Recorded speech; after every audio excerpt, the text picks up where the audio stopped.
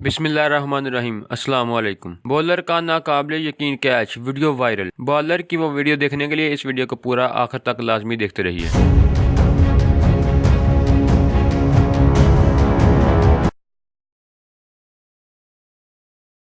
अगर आप भी क्रिकेट लवर हैं तो इस वीडियो के नीचे दिए गए इस लाल कलर के सब्सक्राइब बटन पर क्लिक करें और साथ मौजूद घंटी के निशान को भी क्लिक कर लें ताकि आपको क्रिकेट से जुड़ी हर खबर सबसे पहले मिलती रहे। शाहीकीन इस कैच को देखकर दंग रह गए हैं कि किस तरह बॉलर ने सेकंड में तेज रफ्तार गेंद को हाथों में थाम लिया।